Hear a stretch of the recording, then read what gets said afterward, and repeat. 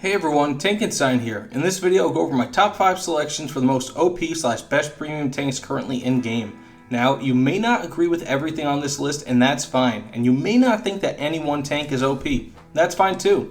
I personally am on the fence on the issue, but either way this list will span numerous BRs, nations, and each tank's position is decided on a litany of factors such as how powerful they are at their BR, ability to score, ability to kill, etc. That said, my number 4 and 5 picks are possibly a little controversial, but I think many will see where I'm coming from with them.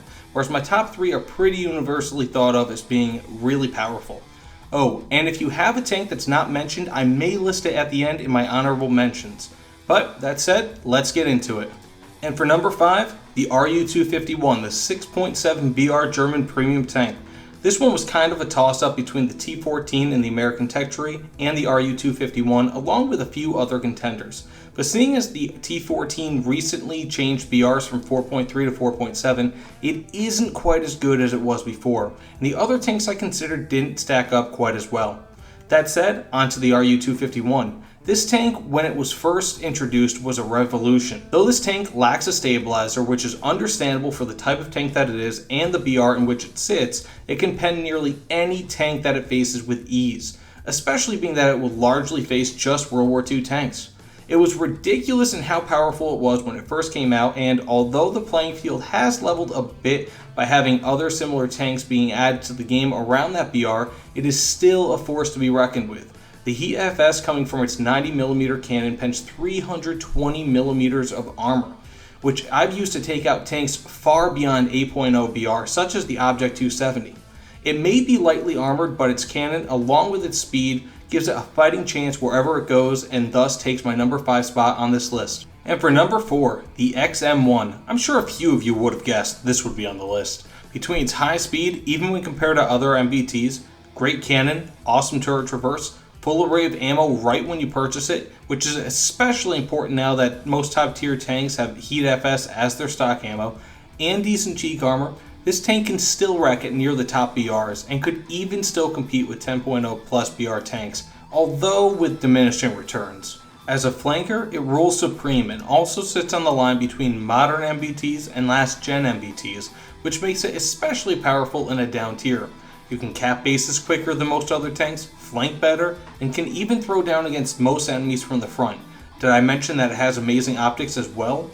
There are 2 things that prevent this from being higher on the list, however. Its BR increases over the last few years, and the fact that a ton of wallet warriors buy this tank and don't use it properly. It may be expensive to purchase, but it is an incredibly popular tank, and for good reason. For all of this, it takes my number 4 spot on my list. And for number 3, the KV-1C 756R, otherwise known as the German KV-1. This tank, along with my number 1 entry in this list, can take tons of damage and deal it out as well. This is largely courtesy of the much higher armor on this KV-1 than you would find on most other KV-1s, as well as the best gun in-game currently fitted to a KV-1, the vaunted German 75mm KWK 40 L48.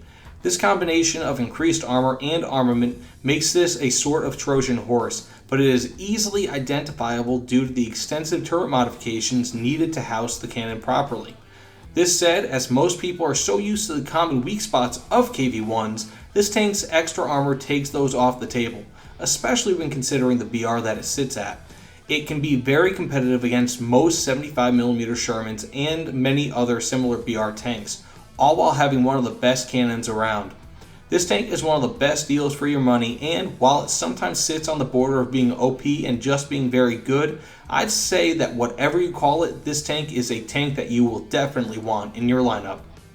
And for number 2, the ST KFZ 234-4, otherwise known as the Sfera Panzerfahrwagen 7.5 cm Sonderkraftfahrzeuge 234/4, let's just call it the Puma. This would likely be number 1 if not for the rarity of this tank on the battlefield. It is so rare, in fact, that I've not played against any one recently enough to have more than a tiny bit of footage of one wrecking me and some training ground footage as well. I'd buy one, but marketplace prices for this tank regularly swing between $500 USD and even up to $1,000 USD. as a cannon more powerful than all other 75mm German World War II cannons until the Panther, which sits a full 2.3 BRs higher than the Puma.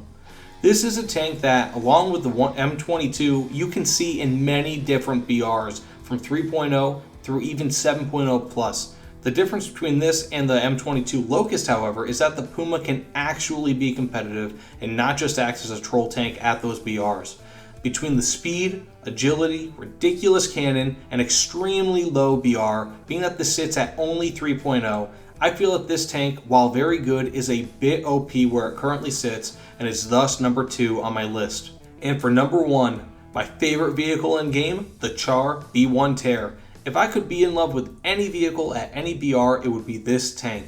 It has made me a happier War Thunder player than literally every other vehicle in game, and I'm actually a much bigger fan of air battles than ground. Anytime I'm feeling down on myself or maybe want a good pick-me-up, this is the vehicle I play because it absolutely dominates at 2.3. Imagine the B1 BIS and think of it as being better in essentially every aspect outside of the 47mm cannon on top. This is what the B1 Tear is. It's the B1 BIS but better.